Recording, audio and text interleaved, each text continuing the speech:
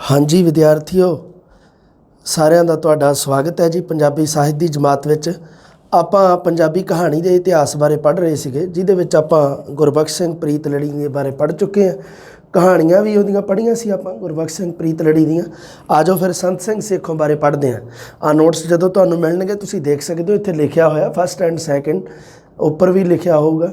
ਕਹਿਣ ਦਾ ਮਤਲਬ ਕੀ ਹੈ ਵੀ ਇਹ ਟੌਪਿਕ ਹੈ ਜਿਹੜਾ ਇਹ ਫਸਟ ਗ੍ਰੇਡ ਦੇ ਵਿੱਚ ਵੀ ਹੈ ਅਤੇ ਸੈਕਿੰਡ ਗ੍ਰੇਡ ਦੇ ਵਿੱਚ ਵੀ ਹੈ। ਗੁਰਬਖਸ਼ ਸਿੰਘ ਪ੍ਰੀਤਲੜੀ ਵੀ ਫਸਟ ਅਤੇ ਸੈਕਿੰਡ ਦੋਨਾਂ ਗ੍ਰੇਡ ਦੇ ਵਿੱਚ ਹੀ ਹੈਗਾ। ਅੱਗੇ ਸੰਤ ਸਿੰਘ ਸੇਖੋਂ ਜਿਵੇਂ ਫਸਟ ਅਤੇ ਸੈਕਿੰਡ ਦੋਨਾਂ 'ਚ ਪੜ੍ਹਨਾ। ਆਓ ਜੀ ਸਭ ਤੋਂ ਪਹਿਲਾਂ ਗੱਲ ਕਰਦੇ ਹਾਂ ਵੀ ਸੰਤ ਸਿੰਘ ਸੇਖੋਂ ਤੁਹਾਨੂੰ ਪਤਾ ਹੈ ਵੀ ਉਹ ਪ੍ਰਗਤੀਵਾਦੀ ਕਵੀ ਹੈ। ਪ੍ਰਗਤੀਵਾਦੀ ਕਵੀ ਤਾਂ ਕੀ ਹੈ? ਪ੍ਰਗਤੀਵਾਦੀ ਆਲੋਚਕ ਹੈ, ਪ੍ਰਗਤੀਵਾਦੀ ਕਹਾਣੀਕਾਰ ਹੈ, ਪ੍ਰਗਤੀਵਾਦੀ ਨਾਟਕਕਾਰ ਹੈ। ਕਿਉਂਕਿ ਪ੍ਰਗਤੀਵਾਦੀ ਸੁਰ ਹੈ ਜਿਹੜੀ ਉਹ ਸੰਤ ਸਿੰਘ ਸੇਖੋਂ ਦੀਆਂ ਕਹਾਣੀਆਂ, ਸੰਤ ਸਿੰਘ ਸੇਖੋਂ ਦੀਆਂ ਰਚਨਾਵਾਂ ਦੇ ਨਾਲ ਪ੍ਰਗਤੀਵਾਦੀ ਸੁਰ ਹੈ ਜਿਹੜੀ ਉਹ ਉੱਭਰ ਕੇ ਆਉਂਦੀ ਹੈ।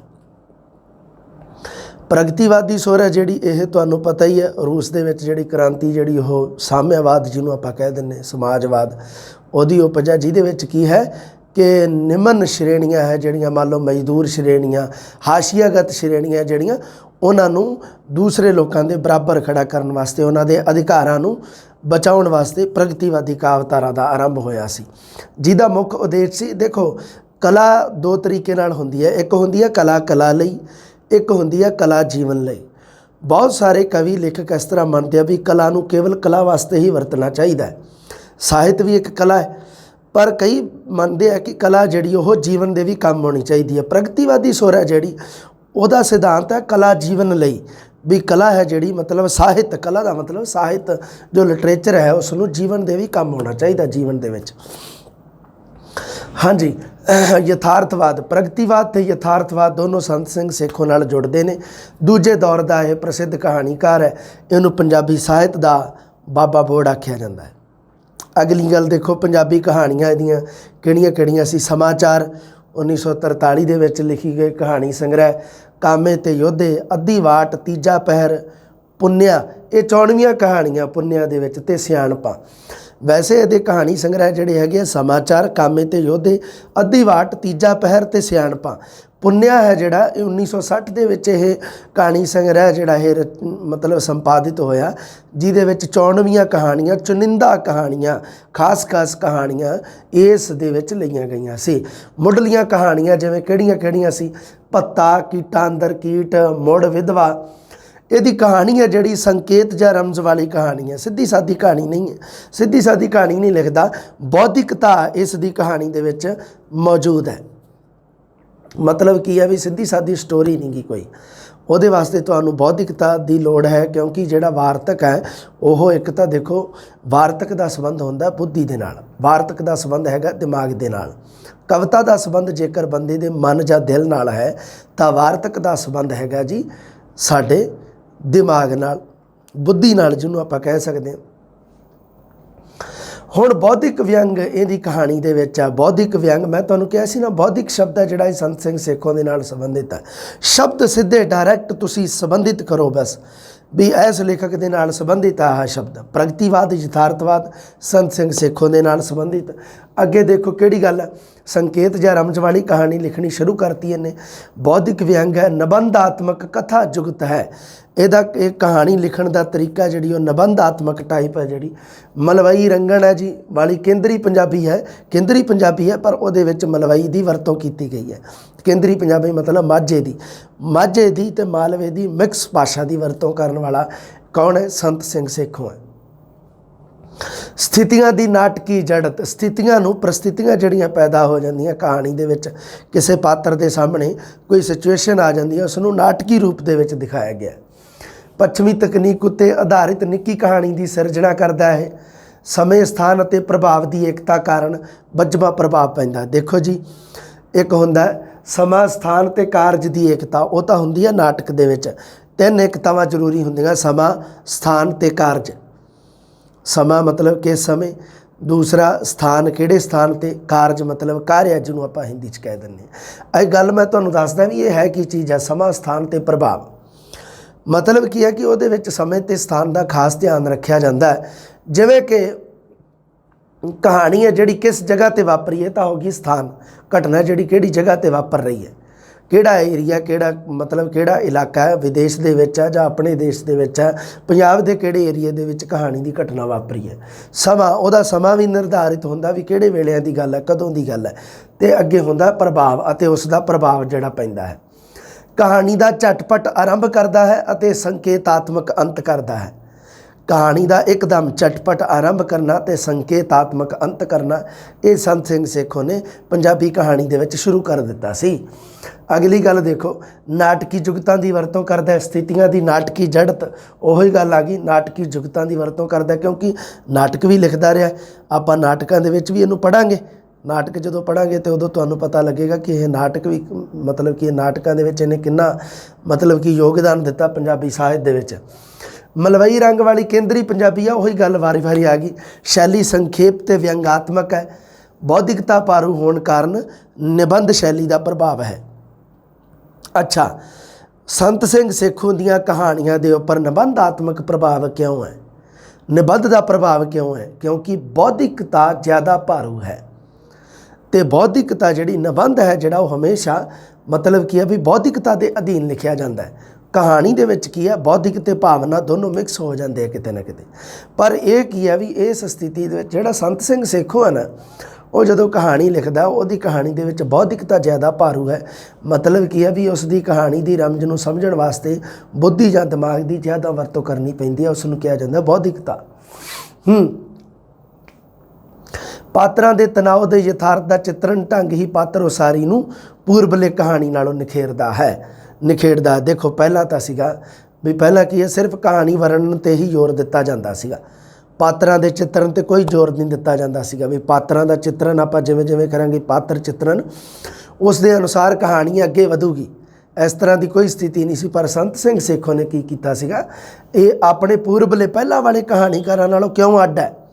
ਕਿਉਂਕਿ ਪਾਤਰਾਂ ਦੇ ਤਣਾਅ ਦਾ ਯਥਾਰਥ ਦਾ ਚਿੱਤਰਨ ਢੰਗ ਹੈ ਜਿਹੜਾ ਉਹ ਪਾਤਰ ਉਸਾਰੀ ਹੈ ਜਿਹੜੀ ਉਹ ਹੀ ਉਸ ਨੂੰ ਪੂਰਬਲੇ ਕਹਾਣੀਕਾਰਾਂ ਤੋਂ ਨਿਖੇੜ ਦਿੰਦੀ ਹੈ, ਅਲੱਗ ਕਰ ਦਿੰਦੀ ਹੈ। ਪਾਤਰ ਉਸਾਰੀ ਦਾ ਢੰਗ ਇਹਦਾ ਕਿਵੇਂ ਹੈ ਵੀ ਪਾਤਰਾਂ ਦੇ ਤਣਾਅ ਦੇ ਯਥਾਰਥ ਦਾ ਚਿੱਤਰਨ ਕਰਦਾ ਹੈ ਪਾਤਰ ਉਸਾਰੀ, ਬਸ ਉਸੇ ਨਾਲ ਹੀ ਇਹਦੀ ਪਾਤਰ ਉਸਾਰੀ ਹੁੰਦੀ ਹੈ।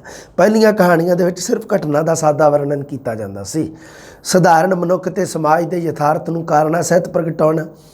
ਕੁਝ ਮਹੱਤਵਪੂਰਨ ਕਹਾਣੀਆਂ ਇਹਦੀਆਂ, ਪਤਾਲ ਦਾ ਬੰਦਾ, ਅਨੋਖ ਸਿੰਘ ਦੀ ਵਹੁਟੀ, ਪ੍ਰੇਮੀ ਦੇ ਨਿਆਣੇ, ਆਪਾਂ ਹੁਣ ਗੱਲ ਕਰਾਂਗੇ ਇਹਦੀ 10ਵੀਂ ਜਮਾਤ ਵਿੱਚ ਦਿੱਤੀ ਹੋਈ ਹੈ।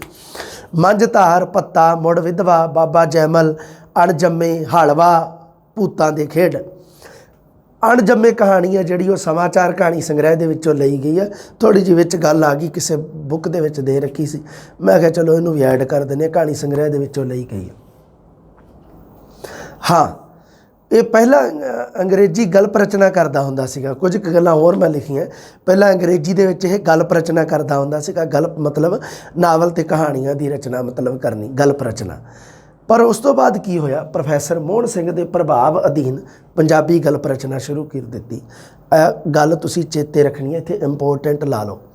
ਪ੍ਰਸ਼ਨ ਐਵੇਂ ਦਾ ਬਹੁਤ ਬਣਦਾ ਹੁੰਦਾ ਵੀ ਸੰਤ ਸਿੰਘ ਸੇਖੋਂ ਨੇ ਕਿਸ ਦੇ ਪ੍ਰਭਾਵ ਅਧੀਨ ਗਲਪ ਜਾਂ ਕਹਾਣੀ ਰਚਨਾ ਸ਼ੁਰੂ ਕੀਤੀ। ਗਲਪ ਰਚਨਾ ਵੀ ਉਹ ਸ਼ਬਦ ਇਸਤੇਮਾਲ ਕਰ ਸਕਦਾ ਐਗਜ਼ਾਮੀਨਰ, ਅਤੇ ਕਹਾਣੀ ਰਚਨਾ ਦਾ ਵੀ ਸ਼ਬਦ ਦਾ ਇਸਤੇਮਾਲ ਕਰ ਸਕਦਾ। ਗਲਪ ਰਚਨਾ, ਕਹਾਣੀ ਰਚਨਾ। ਸੰਤ ਸਿੰਘ ਸੇਖੋਂ ਨੇ ਕਿਸ ਦੇ ਪ੍ਰਭਾਵ ਅਧੀਨ ਗਲਪ ਰਚਨਾ ਸ਼ੁਰੂ ਕੀਤੀ, ਜਾਂ ਸੰਤ ਸਿੰਘ ਸੇਖੋਂ ਨੇ ਕਿਸ ਦੇ ਪ੍ਰਭਾਵ ਅਧੀਨ ਕਹਾਣੀ ਰਚਨਾ ਸ਼ੁਰੂ ਕੀਤੀ? ਉਹਦਾ ਉੱਤਰ ਆਊਗਾ ਪ੍ਰੋਫੈਸਰ ਮੋਹਨ ਸਿੰਘ, ਪ੍ਰਸਿੱਧ ਕਵੀ ਜਿਹੜਾ ਸੀਗਾ, ਆਪਾਂ ਜਿਹਨੂੰ ਪੜ੍ਹ ਚੁੱਕੇ ਹਾਂ। ਮੁੱਢਲੀਆਂ ਕਹਾਣੀਆਂ ਜਿਹੜੀਆਂ ਪੱਤਾ ਅਤੇ ਕੀਟਾਂ ਅੰਦਰ ਕੀਟ 1936 ਦੇ ਵਿੱਚ ਪ੍ਰਭਾਤ ਮੈਗਜ਼ੀਨ ਦੇ ਵਿੱਚ ਛਪੀਆਂ ਸੀਗੀਆਂ। ਥੋੜ੍ਹਾ ਜਿਹਾ ਚੇਤਾ ਰੱਖ ਲਿਓ ਮੈਗਜ਼ੀਨ ਦਾ ਨਾਮ। ਪੰਜਾਬੀ ਕਹਾਣੀ ਨੂੰ ਕਾਲਪਨਿਕ ਮੰਡਲਾਂ ਤੋਂ ਲਾ ਕੇ ਠੋਸ ਧਰਾਤਲ ਦੇ ਉੱਪਰ ਲਿਆ ਖਿਲਾਰਿਆ। ਇਸ ਤੋਂ ਪਹਿਲਾਂ ਤੁਹਾਨੂੰ ਪਤਾ ਹੈ ਵੀ ਜਿਹੜਾ ਗੁਰਬਖਸ਼ ਸਿੰਘ ਪ੍ਰੀਤਲੜੀ ਹੈ, ਉਹਦੀ ਕਹਾਣੀ ਠੋਸ ਧਰਾਤਲ ਦੇ ਉੱਪਰ ਨਹੀਂ ਹੈ, ਯਥਾਰਥਵਾਦੀ ਨਹੀਂ ਹੈ, ਰੋਮਾਂਸਵਾਦੀ ਕਹਾਣੀ ਹੈ। ਰੋਮਾਂਸਵਾਦੀ ਕਹਾਣੀ ਹੀ ਕਾਲਪਨਿਕ ਮੰਡਲਾਂ ਤੱਕ ਪਹੁੰਚਦੀ ਹੈ। ਉਸ ਕਾਲਪਨਿਕਤਾ ਤੋਂ, ਕਿਉਂਕਿ ਦੇਖੋ ਕਹਾਣੀ ਦੇ ਵਿੱਚ ਕਿਤੇ ਨਾ ਕਿਤੇ ਜੀਵਨ ਦਾ ਯਥਾਰਥ ਹੋਣਾ ਬਹੁਤ ਜ਼ਰੂਰੀ ਹੈ। ਅਗਰ ਸਾਹਿਤ ਦੇ ਵਿੱਚ ਇਸ ਤਰ੍ਹਾਂ ਦਾ ਕੁਝ ਨਹੀਂ ਹੈ ਤਾਂ ਉਹ ਮਤਲਬ ਕੀ ਹੈ ਵੀ ਉਹ ਸਾਹਿਤ ਕਿਸੇ ਕੰਮ ਨਹੀਂ ਆਏਗਾ। ਹੁਣ ਅੱਗੇ ਦੇਖੋ, ਪੰਜਾਬੀ ਕਹਾਣੀ ਨੂੰ ਕਾਲਪਨਿਕ ਮੰਡਲਾਂ ਤੋਂ ਠੋਸ ਧਰਾਤਲ 'ਤੇ ਲਿਆ ਖਿਲਾਰਿਆ। ਆਹ ਗੱਲ ਤੁਸੀਂ ਚੇਤੇ ਰੱਖਣੀ ਹੈ। ਕਿਹਨੇ ਖਿਲਾਰਿਆ? ਇਹ ਖਿਲਾਰਿਆ ਜੀ ਸਾਡੇ ਸੰਤ ਸਿੰਘ ਸੇਖੋਂ ਨੇ। ਸਮੁੱਚੇ ਕਿਸਾਨ ਵਰਗ ਦੀ ਪ੍ਰਤੀਨਿਧਤਾ ਕਰਨ ਵਾਲੇ ਪਾਤਰ ਹੈ, ਕਿਉਂਕਿ ਸੰਤ ਸਿੰਘ ਸੇਖੋਂ ਹੈ ਜਿਹੜਾ ਉਹ ਪ੍ਰਗਤੀਵਾਦੀ ਕਹਾਣੀਕਾਰ ਹੈ। ਹੁਣ ਪ੍ਰਗਤੀਵਾਦੀ ਕਹਾਣੀਕਾਰ ਜਿਹੜਾ ਹੋਊਗਾ ਉਹ ਕਿਸਾਨ ਵਰਗ ਤੇ ਹਾਸ਼ੀਆਗਤ ਸ਼੍ਰੇਣੀ ਮਤਲਬ ਮਜ਼ਦੂਰ ਵਰਗ ਦੀ ਗੱਲ ਜ਼ਰੂਰ ਕਰੂਗਾ। ਤੇ ਸੰਤ ਸਿੰਘ ਸੇਖੋਂ ਜਿਹੜਾ ਉਹਨਾਂ ਦੇ ਵਿੱਚੋਂ ਇੱਕ ਹੈ ਜੋ ਹਾਸ਼ੀਆਗਤ ਸ਼੍ਰੇਣੀ ਦੀ ਗੱਲ ਕਰਦਾ ਹੈ। ਅਗਲੀ ਗੱਲ ਦੇਖੋ ਕੀ ਹੈ, ਵਿਜੈ ਸਿੰਘ, ਜਿਵੇਂ ਇੱਕ ਯੋਧੇ ਦਾ ਚਲਾਣਾ ਕਹਾਣੀ ਦੇ ਵਿੱਚ ਵਿਜੈ ਸਿੰਘ ਪਾਤਰ, ਨਮਕ ਹਰਾਮ ਕਹਾਣੀ ਲਿਖੀ ਹੈ ਇਹਨੇ, ਉਹਦਾ ਪਾਤਰ ਕਰਮਚੰਦ, ਕਿਰਸਾਨ ਤੇ ਕਾਮਾ ਕਹਾਣੀ ਦਾ ਪਾਤਰ ਰਾਮ ਸਿੰਘ, ਇਹੋ ਨਿਦੋਸ਼ਾ ਮਾਰੀਏ ਦਾ ਪਾਤਰ ਇੰਦਰ ਸਿੰਘ, ਤੇ ਮੀਂਹ ਜਾਵੋ ਹਨੇਰੀ ਜਾਵੋ ਦਾ ਪਾਤਰ ਮੰਗਲ ਸਿੰਘ। ਮੀਂਹ ਜਾਵੋ ਹਨੇਰੀ ਜਾਵੋ ਕਹਾਣੀ ਹੈ ਜਿਹੜੀ BA ਦੇ ਵਿੱਚ ਦੇ ਰੱਖੀ ਹੈ, ਉਹਦੀ ਵੀ ਗੱਲ ਕਰਦੇ ਹਾਂ, ਉਹਦੇ ਵਿੱਚੋਂ ਪ੍ਰਸ਼ਨ ਕਿਵੇਂ ਦੇ ਬਣ ਗਏ ਇਹ ਵੀ ਗੱਲ ਕਰਦੇ ਹਾਂ ਆਪਾਂ। ਲਓ ਜੀ, ਇਹ ਗੱਲਾਂ ਜਿਹੜੀਆਂ ਸੰਤ ਸਿੰਘ ਸੇਖੋਂ ਬਾਰੇ ਤੁਸੀਂ ਯਾਦ ਰੱਖਣੀਆਂ ਸਾਰੀਆਂ। ਮਲਵਈ ਰੰਗ ਦੀ ਕੇਂਦਰੀ ਪੰਜਾਬੀ, ਇੱਕ ਇੱਕ ਗੱਲ ਮੈਂ ਚੁਣ ਚੁਣ ਕੇ ਲਿਖੀ ਆ, ਸਾਰੀਆਂ ਗੱਲਾਂ ਤੁਸੀਂ ਚੇਤੇ ਰੱਖਣੀਆਂ ਐਗਜ਼ਾਮ ਦੀ ਦ੍ਰਿਸ਼ਟੀ ਤੋਂ, ਵਿੱਚੋਂ ਪ੍ਰਸ਼ਨ ਹੈ ਜਿਹੜਾ ਜ਼ਰੂਰ ਆਊਗਾ। ਅੱਗੇ ਆਪਾਂ ਕਹਾਣੀ ਦੇਖਦੇ ਹਾਂ ਸਾਡੀ। ਹਾਂਜੀ, ਕਹਾਣੀ ਦੇ ਬਾਰੇ ਗੱਲ ਕਰੀਏ ਤਾਂ ਕਹਾਣੀ ਸਾਡੀ ਹੈ 10ਵੀਂ ਦੀ ਜਮਾਤ ਦੇ ਵਿੱਚ ਸੰਤ ਸਿੰਘ ਸੇਖੋਂ ਦੀ ਕਹਾਣੀ ਦੇ ਰੱਖੀ ਹੈ ਪੇਮੀ ਦੇ ਨਿਆਣੇ। ਆਓ ਫਿਰ ਪੇਮੀ ਦੇ ਨਿਆਣੇ ਕੋਲ ਚੱਲੀਏ। ਪੇਮੀ ਦੇ ਨਿਆਣੇ ਕਹਾਣੀ ਹੈ ਜਿਹੜੀ ਇਹ ਉੱਤਮ ਪੁਰਖੀ ਸ਼ੈਲੀ ਦੇ ਵਿੱਚ ਲਿਖੀ ਗਈ ਹੈ। ਹੁਣ ਤੁਸੀਂ ਕਹੋਗੇ ਸਰ ਉੱਤਮ ਪੁਰਖੀ ਸ਼ੈਲੀ ਕੀ ਹੈ? ਉੱਤਮ ਪੁਰਖੀ ਸ਼ੈਲੀ ਹੈ ਜਿਹੜੀ ਮਤਲਬ ਕੀ ਹੈ ਕਿ ਜਿਸ ਸ਼ੈਲੀ ਦੇ ਵਿੱਚ, ਜਿਸ ਕਹਾਣੀ ਦੇ ਵਿੱਚ ਜਿਹੜਾ ਕਹਾਣੀਕਾਰ ਹੈ ਉਹ ਆਪ ਹੀ ਮੁੱਖ ਪਾਤਰ ਹੋਵੇ ਜਾਂ ਪਾਤਰ ਵਿੱਚ ਹੋਵੇ, ਮੈਂ ਸ਼ਬਦ ਦਾ ਇਸਤੇਮਾਲ ਹੋਵੇ, ਮੈਂ ਪਾਤਰ ਜਦੋਂ ਕਹਾਣੀ ਦੇ ਵਿੱਚ ਆਉਂਦਾ ਤਾਂ ਇਹਦਾ ਮਤਲਬ ਕੀ ਹੈ ਵੀ ਉੱਤਮ ਪੁਰਖੀ ਸ਼ੈਲੀ ਹੈ। ਜਦੋਂ ਆਪਾਂ ਪੜ੍ਹਦੇ ਹਾਂ ਪੜ੍ਹਨਾਮ ਪੜ੍ਹਦੇ ਹਾਂ ਤਾਂ ਆਪਾਂ ਉਦੋਂ 3 ਤਰ੍ਹਾਂ ਦੇ ਪੁਰਖ ਪੜ੍ਹਦੇ ਹਾਂ। ਇੱਕ ਆਪਾਂ ਪੜ੍ਹਦੇ ਹਾਂ ਜੀ ਸਾਡਾ ਉੱਤਮ ਪੁਰਖ, ਇੱਕ ਆਪਾਂ ਪੜ੍ਹਦੇ ਹਾਂ ਜੀ ਸਾਡਾ ਮੱਧਮ ਪੁਰਖ, ਤੇ ਇੱਕ ਆਪਾਂ ਪੜ੍ਹਦੇ ਹਾਂ ਜੀ ਸਾਡਾ ਅੰਨ੍ਯ ਪੁਰਖ। ਉੱਤਮ ਪੁਰਖ, ਮੱਧਮ ਪੁਰਖ ਤੇ ਅੰਨ੍ਯ ਪੁਰਖ ਜਿਹੜੇ ਆਪਾਂ ਪੜ੍ਹਦੇ ਹਾਂ ਉਹਨਾਂ ਦੇ ਵਿੱਚੋਂ ਜਿਹੜਾ ਉੱਤਮ ਪੁਰਖੀ ਕਹਾਣੀ ਜਿਹੜੀ ਹੈ ਲਿਖੀ ਗਈ ਹੈ। ਉੱਤਮ ਪੁਰਖੀ ਸ਼ੈਲੀ ਦੇ ਵਿੱਚ ਕਹਾਣੀ ਲਿਖੀ ਗਈ ਹੈ ਜਿਹੜੀ ਨਾਮ ਹੈ ਪੇਮੀ ਦੇ ਨਿਆਣੇ। ਕਹਾਣੀਆਂ ਦਾ ਸੰਗ੍ਰਹਿ ਦੇ ਵਿੱਚ ਵੀ ਦਿੱਤਾ ਹੋਇਆ ਜਿਹੜਾ ਤੁਸੀਂ ਦੇਖਣਾ ਥੋੜ੍ਹਾ ਜਿਹਾ। ਕਹਾਣੀ ਹੈ ਜਿਹੜੀ ਤੁਸੀਂ ਆਪ ਪੜ੍ਹਨੀ ਹੈ, ਮੈਂ ਕਹਾਣੀ ਦਾ ਸਿਰਫ ਆਲੋਚਨਾਤਮਕ ਵਿਸ਼ਲੇਸ਼ਣ ਕਰਨਾ ਹੈ। ਕਹਾਣੀ ਹੈ ਜਿਹੜੀ ਬਹੁਤਾ ਪੰਦੀ ਪੜ੍ਹ ਚੁੱਕੇ ਹਾਂ, ਪੇਮੀ ਦੇ ਨਿਆਣੇ ਹੁਣ ਆਪਾਂ ਪੜ੍ਹ ਦਾਂਗੇ। ਉਸ ਤੋਂ ਬਾਅਦ ਵਾਲੀਆਂ ਵੀ ਕਹਾਣੀਆਂ ਜਿਹੜੀਆਂ ਬਹੁਤ ਇੰਪੋਰਟੈਂਟ ਹੈ, ਇਹਦੇ ਵਿੱਚੋਂ ਪ੍ਰਸ਼ਨ ਬਹੁਤ ਪੈਂਦੇ ਆ, ਅਤੇ ਪੇਮੀ ਦੇ ਨਿਆਣੇ ਕਹਾਣੀ ਦੇ ਵਿੱਚੋਂ ਵੀ ਪ੍ਰਸ਼ਨ ਹੈ ਜਿਹੜਾ ਉਹ ਜ਼ਰੂਰ ਆਊਗਾ। 123 ਨੰਬਰ ਪੇਜ 'ਤੇ ਦੇ ਰੱਖੀ ਹੈ ਇਹ ਕਹਾਣੀ। ਹਾਂਜੀ, ਲਓ ਜੀ, ਸੰਤ ਸਿੰਘ ਸੇਖੋਂ ਬਾਰੇ ਥੋੜ੍ਹਾ ਜਿਹਾ ਕੁਛ ਦੇ ਰੱਖਿਆ, ਇਹ ਤੁਸੀਂ ਪੜ੍ਹਨਾ ਜ਼ਰੂਰ ਹੈ। ਨਾਵਲਕਾਰ ਵੀ ਰਿਹਾ ਹੋਇਆ, ਨਾਟਕਕਾਰ ਵੀ ਹੈ, ਕਹਾਣੀਕਾਰ ਵੀ ਹੈ, ਆਲੋਚਕ ਵੀ ਹੈ। ਸੰਤ ਸਿੰਘ ਸੇਖੋਂ ਨਾਲ ਪੰਜਾਬੀ ਕਹਾਣੀ ਦੂਜੇ ਦੌਰ ਵਿੱਚ ਪ੍ਰਵੇਸ਼ ਕਰ ਜਾਂਦੀ ਹੈ। ਦੋ ਪ੍ਰਸ਼ਨ ਬਣਦੇ ਆ ਇੱਥੇ ਸਾਡੇ। ਇੱਕ ਹੈਗਾ ਕਿ ਸੰਤ ਸਿੰਘ ਸੇਖੋਂ ਹੈ ਜਿਹੜਾ ਉਹ ਪੰਜਾਬੀ ਸਾਹਿਤ ਦੇ ਵਿੱਚ ਐਜ਼ ਏ ਨਾਵਲਕਾਰ, ਨਾਟਕਕਾਰ, ਕਹਾਣੀਕਾਰ ਅਤੇ ਆਲੋਚਕ ਦੇ ਵਜੋਂ ਇਸ ਦਾ ਖਾਸ ਨਾਮ ਹੈ। ਅਤੇ ਉਸ ਤੋਂ ਬਾਅਦ ਪੰਜਾਬੀ ਕਹਾਣੀ ਦੂਜੇ ਦੌਰ ਦੇ ਵਿੱਚ, ਪਹਿਲੇ ਦੌਰ ਦੇ ਵਿੱਚ ਗੁਰਬਖਸ਼ ਸਿੰਘ ਪ੍ਰੀਤਲੜੀ ਹੈ ਜਿਹੜਾ ਉਹ ਪਹਿਲੇ ਦੌਰ ਦਾ, ਪਹਿਲੇ ਸਮੇਂ ਦਾ ਕਹਾਣੀਕਾਰ ਹੈ। ਸਮਾਜਵਾਦੀ ਵਿਚਾਰਧਾਰਾ ਨੂੰ ਵਧੇਰੇ ਤਵੱਜੋ ਦਿੰਦਾ ਹੈ। ਸਮਾਜਵਾਦ ਦੇ ਵਿੱਚੋਂ ਹੀ ਉਹ ਜਿਹੜੀ ਪ੍ਰਗਤੀਵਾਦੀ ਲਹਿਰ ਹੈ ਜਿਹੜੀ ਉਹ ਅੱਗੇ ਉੱਠਦੀ ਹੈ। ਸਮਾਜਵਾਦ, ਪ੍ਰਗਤੀਵਾਦ, ਇਹ ਚੀਜ਼ਾਂ ਥੋੜ੍ਹੀਆਂ ਜਿਹੀਆਂ ਮਾੜੀਆਂ ਜਿਹੀਆਂ ਆਪਣੇ ਦਿਮਾਗ ਦੇ ਵਿੱਚ ਰੱਖਣੀਆਂ। ਤੁਸੀਂ ਆ ਸਾਰੀਆਂ ਗੱਲਾਂ ਆਈਆਂ ਸੀ, ਬੌਧਿਕਤਾ ਸ਼ਬਦ ਆਇਆ ਸੀਗਾ, ਵਿਅੰਗ ਸ਼ਬਦ ਵੀ ਆਇਆ ਸੀ, ਯਥਾਰਥਕਤਾ ਵੀ ਆਇਆ, ਕਿਉਂਕਿ ਸਮਾਜਵਾਦੀ ਯਥਾਰਥਵਾਦ ਹੈ ਜਾਂ ਕਹਿ ਲਓ ਪ੍ਰਗਤੀਵਾਦੀ ਯਥਾਰਥਵਾਦ ਹੈ ਕਹਾਣੀਕਾਰ। ਇਹ ਤੀਸਰਾ ਪ੍ਰਸ਼ਨ ਬਣਦਾ। ਚੌਥਾ, ਬੌਧਿਕਤਾ ਜ਼ਿਆਦਾ ਭਾਰੂ ਹੁੰਦੀ ਹੈ ਇਹਦੀ ਕਹਾਣੀ ਦੇ ਵਿੱਚ। ਹਾਂਜੀ, ਜਨਮ ਅਤੇ ਆ ਜਿਹੜਾ ਵੀ ਕੋਈ ਮੰਨ ਲਓ ਪੜ੍ਹਾਈ ਬਾਰੇ ਲਿਖਿਆ ਹੋਇਆ ਇਹ ਤੁਸੀਂ ਯਾਦ ਰੱਖਣਾ। ਸਮਾਚਾਰ, ਕਾਮੇ ਅਤੇ ਯੋਧੇ, ਅੱਧੀ ਵਾਟ, ਤੀਜਾ ਪਹਿਰ, ਸਿਆਣਪਾਂ ਵੀ ਆ ਗਿਆ ਸੀ ਹੈ ਨਾ ਪਹਿਲਾਂ ਪਿੱਛੇ ਜਦੋਂ ਆਪਾਂ ਆਪਣੇ ਨੋਟਸ ਪੜ੍ਹੇ ਸੀਗੇ। ਪੰਜਾਬੀ ਕਹਾਣੀ 'ਚ ਤਕਨੀਕੀ ਪੱਖੋਂ ਜਿਹੜੀ ਉਹ ਨਵੀਂ ਤਬਦੀਲੀ ਆ ਜਾਂਦੀ ਹੈ। ਵਿਸ਼ੇ ਪੱਖ ਤੋਂ ਨਵੀਆਂ ਪਿਰਤਾਂ ਨਾਲ ਲਬਰੇਜ ਉਸ ਦੀਆਂ ਕਹਾਣੀਆਂ। ਪੇਮੀ ਦੇ ਨਿਆਣੇ ਇੱਕ ਮਨੋਵਿਗਿਆਨਿਕ ਛੂਹਾਂ ਵਾਲੀ ਕਹਾਣੀ ਹੈ। ਲਓ ਜੀ, ਇੱਕ ਪ੍ਰਸ਼ਨ ਹੈ ਜਿਹੜੇ ਨਾ ਤੁਸੀਂ ਇੱਥੇ ਕਲੀਅਰ ਕਰਨੇ ਆ ਸਾਰੇ। ਇਹ ਹੈ ਜਿਹੜੀ ਇਹ ਕੋਈ ਸਮਾਜਵਾਦੀ ਕਹਾਣੀ ਨਹੀਂ ਗੀ, ਇਹ ਕੋਈ ਪ੍ਰਗਤੀਵਾਦੀ ਜਾਂ ਕੁਛ ਵੀ ਕਹਿ ਲਓ, ਐਵੇਂ ਕੁਛ ਨਹੀਂ ਗਾ। ਇਹ ਮਨੋਵਿਗਿਆਨਿਕ ਛੂਹਾਂ ਵਾਲੀ ਕਹਾਣੀ ਹੈ, ਬਾਲ ਮਨੋਵਿਗਿਆਨ ਦੇ ਨਾਲ ਸੰਬੰਧਿਤ ਕਹਾਣੀ ਹੈ। ਇਹ ਕਹਾਣੀ ਹੈ ਜਿਹੜੀ ਬਾਲ ਮਨੋਵਿਗਿਆਨ ਦੇ ਨਾਲ ਸੰਬੰਧਿਤ ਹੈ, ਬੱਚਿਆਂ ਦੇ ਡਰ ਦੇ ਨਾਲ ਸੰਬੰਧਿਤ ਹੈ। ਬਾਲ ਮਨੋਵਿਗਿਆਨ ਹੀ ਹੋ ਗਿਆ, ਜਿੱਥੇ ਇੱਕ ਪਾਸੇ ਬਾਲ ਮਨੋਵਿਗਿਆਨ ਦੀ ਸੂਖਮ ਪਰਤਾਂ ਨੂੰ ਸਾਡੇ ਸਨਮੁਖ ਰੱਖਦੀ ਹੈ, ਉੱਥੇ ਨਾਲ ਹੀ ਕੀ ਹੈ ਦੂਜੇ ਪਾਸੇ ਬਾਰ ਦੀ ਭੂਗੋਲਿਕ ਸਥਿਤੀ ਬਾਰੇ ਵੀ ਸਾਨੂੰ ਜਾਣਕਾਰੀ ਪ੍ਰਦਾਨ ਕਰਦੀ ਹੈ। ਬਾਰ ਪਾਕਿਸਤਾਨ ਦਾ ਲਹਿੰਦੇਵੱਲ ਦਾ ਇੱਕ ਇਲਾਕਾ ਹੈ। ਬਾਰ ਦੇ ਇਲਾਕੇ ਬਾਰੇ ਜਾਣਕਾਰੀ ਵੀ ਦਿੰਦੀ ਹੈ। ਉਸ ਦੀ ਭੂਗੋਲਿਕ ਸਥਿਤੀ ਬਾਰੇ ਪ੍ਰਸ਼ਨ ਹੈ ਜਿਹੜੇ ਦੇਖ ਲਓ ਕਿੰਨੇ ਬਣਦੇ ਆ। ਇੱਕ ਤਾਂ ਪੇਮੀ ਦੇ ਨਿਆਣੇ ਕਹਾਣੀ ਹੈ ਜਿਹੜੀ ਇਹ ਵਿਗਿਆਨ ਮਨੋਵਿਗਿਆਨਿਕ ਛੂਹਾਂ ਵਾਲੀ ਕਹਾਣੀ ਹੈ, ਇਹ ਤੁਹਾਡਾ ਇੱਕ ਨੰਬਰ ਹੋ ਗਿਆ ਪ੍ਰਸ਼ਨ। ਦੂਸਰਾ ਬਾਲ ਮਨੋਵਿਗਿਆਨ ਦੀ ਸੂਖਮ ਪਰਤਾਂ ਨੂੰ ਸਾਡੇ ਸਨਮੁਖ ਰੱਖਦੀ ਹੈ, ਇਹ ਦੂਸਰਾ ਪ੍ਰਸ਼ਨ ਹੈ। ਉਹਦੇ ਨਾਲ ਕੀ ਹੈ, ਬਾਹਰ ਦੀ ਭੂਗੋਲਿਕ ਸਥਿਤੀ ਬਾਰੇ ਵੀ ਸਾਨੂੰ ਜਾਣਕਾਰੀ ਦਿੰਦੀ ਹੈ। ਲਓ ਜੀ, ਇਹ ਹੋ ਗਿਆ ਤੀਜਾ ਪ੍ਰਸ਼ਨ। ਇਹ 3 ਪ੍ਰਸ਼ਨ ਇੱਥੋਂ ਹੀ ਆ ਤੇ ਪ੍ਰਸ਼ਨ ਹੋ ਸਕਿਆ ਤਾਂ ਆ ਇੰਨੀਆਂ 3 ਲਾਈਨਾਂ ਦੇ ਵਿੱਚੋਂ ਹੀ ਆ ਜਾਊਗਾ। ਹੋਰ ਦੱਸੋ, ਠੀਕ ਹੋ? ਹਾਂਜੀ, ਅੱਗੇ ਦੇਖੋ। ਹੁਣ ਆਪਾਂ ਗੱਲ ਕਰਦੇ ਹਾਂ ਪੇਮੀ ਦੇ ਨਿਆਣੇ ਕਹਾਣੀ ਹੈ ਜਿਹੜੀ ਇਹ ਸ਼ੁਰੂ ਹੁੰਦੀ ਹੈ ਜਦੋਂ ਪ੍ਰਸ਼ਨ ਕਿਵੇਂ ਬਣਦੇ ਆ। ਦੇਖੋ ਪ੍ਰਸ਼ਨ ਪੁੱਛਣ ਦੇ ਤਰੀਕੇ ਕੀ ਰਹਿੰਦੇ ਆ, ਇਹ ਸਾਰੀਆਂ ਗੱਲਾਂ ਮੈਂ ਤੁਹਾਡੇ ਨਾਲ ਹੁਣੇ ਹੀ ਸਾਂਝੀਆਂ ਕਰਦਾ ਬੇਟਾ ਜੀ। ਪਹਿਲਾਂ ਨਾ ਮੈਂ ਇਹਦਾ ਰੰਗ ਬਦਲਣਾ, ਰੰਗ ਇੱਕ ਸੋਹਣਾ ਜਿਹਾ ਨਾ ਲਾਲ ਗੁਲਾਬੀ ਜਿਹਾ ਕਰਨਾ ਕੋਈ। ਹਾਂ ਹੁਣ ਠੀਕ ਹੈ। ਲਓ ਜੀ, ਹੁਣ ਦੇਖੋ ਮੈਂ ਸ਼ਬਦ ਹੈ ਕਿ ਮੈਂ 7 ਵਰੇ ਦਾ ਸੀ, ਮੇਰੀ ਵੱਡੀ ਭੈਣ ਹੈ ਜਿਹੜੀ ਉਹ 11 ਵਰੇ ਦੀ ਸੀ। ਇਹਦਾ ਮਤਲਬ ਕੀ ਹੈ, ਕਹਾਣੀ ਦਾ ਬਿਰਤਾਂਤ ਹੈ ਜਿਹੜਾ ਉਹ ਉੱਤਮ ਪੁਰਖੀ ਸ਼ੈਲੀ ਦੇ ਵਿੱਚ ਲਿਖਿਆ ਗਿਆ ਹੈ।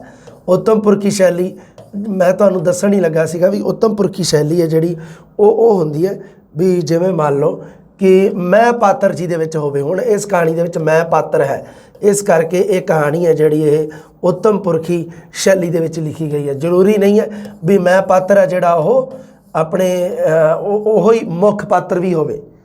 ਹੁਣ ਮੈਂ ਪਾਤਰ ਮੁੱਖ ਪਾਤਰ ਹੀ ਹੋਵੇ। ਹੁਣ ਇਹਦੇ ਵਿੱਚ ਮੈਂ ਪਾਤਰ ਦੀ ਗੱਲ ਥੋੜ੍ਹੀ ਜਿਹੀ ਘੱਟ ਆ ਅਤੇ ਲੇਖਕ ਜਿਹੜਾ ਹੈਗਾ ਸੰਤ ਸਿੰਘ ਸੇਖੋਂ, ਉਹਦੀ ਵੱਡੀ ਭੈਣ ਜਿਹੜੀ ਹੈ ਉਹਦੀ ਗੱਲ ਇਹਦੇ ਵਿੱਚ ਜ਼ਿਆਦਾ ਹੈ। ਇਸ ਕਰਕੇ ਅਗਰ ਦੇਖਿਆ ਜਾਵੇ ਤਾਂ ਮੁੱਖ ਪਾਤਰ ਇਹ ਬਣਦੀ ਹੈ, ਅਗਰ ਦੇਖਿਆ ਜਾਵੇ ਤਾਂ। ਪਰ ਕੀ ਹੈ ਵੀ ਮੈਂ ਪਾਤਰ ਹੈ ਜਿਹੜਾ ਉਹ ਇੱਥੇ ਮੁੱਖ ਪਾਤਰ ਦੇ ਰੂਪ ਵਿੱਚ ਨਹੀਂ ਆ ਰਿਹਾ।